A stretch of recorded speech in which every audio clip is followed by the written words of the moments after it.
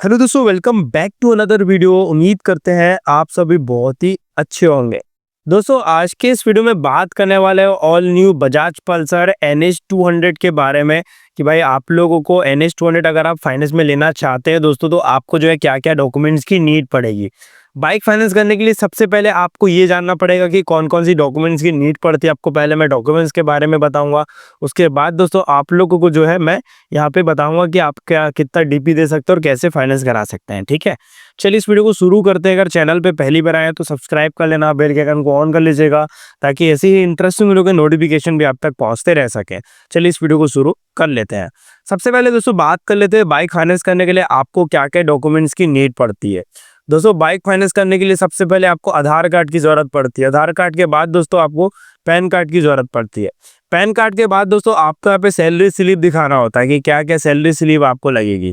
ठीक है, वो भी आपका दिखाना बहुत जरूरी होता है क्योंकि सैलरी स्लिप के बिना बाइक फाइनेंस नहीं करा पाएंगे। आपको दिखाना पड़ेगा कि भाई साहब आपको क्या क्या जो है इनकम आती है।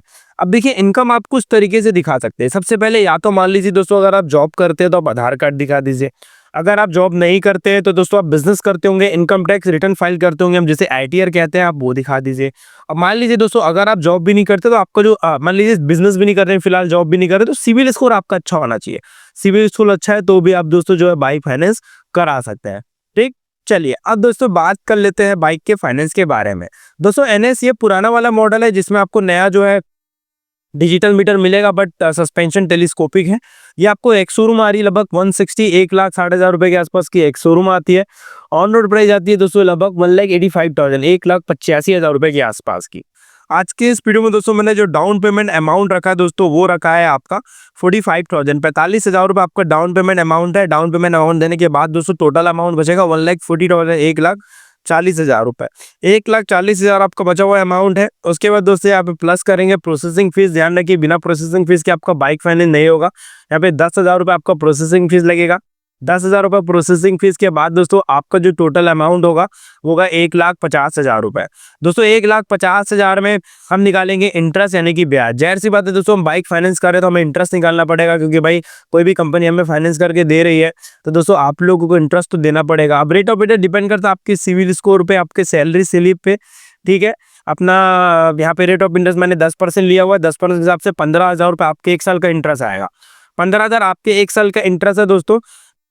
ठीक है, अब मान लीजिए आप बाइक को एक साल के लिए फाइनेंस कर रहे हैं। एक साल के लिए अगर आप फाइनेंस कर रहे हैं तो 1,50,000 आप टोटल अमाउंट है उसमें आप 15,000 रुपये को प्लस कर दीजिए। आपका जो टोटल अमाउंट आएगा दोस्तों वो आएगा लगभग 1,65,000 रुपये। 1,65,000 को आप 12 यानी कि 12 से डिवाइड कर दीजिए क्योंकि एक साल में 12 महीने होते हैं। आपकी जो मंथली EMI आएगी वो आएगी दोस्तों लगभग 13,750 रुपये के आसपास की। मान लीजिए 2 साल के लिए फाइनेंस करना चाहते हैं, 2 साल के लिए आपको 2 साल का इंटरेस्ट निकालना पड़ेगा। 15,000 इंटू 2 करेंगे तो 30,000 30,000 रुपये आपके 2 साल का इंटरेस्ट आएगा। 1,50,000 में आप 30,000 रुपये को प्लस कर दीजिए, टोटल अमाउंट हो जाएगा 1,80,000 रुपये।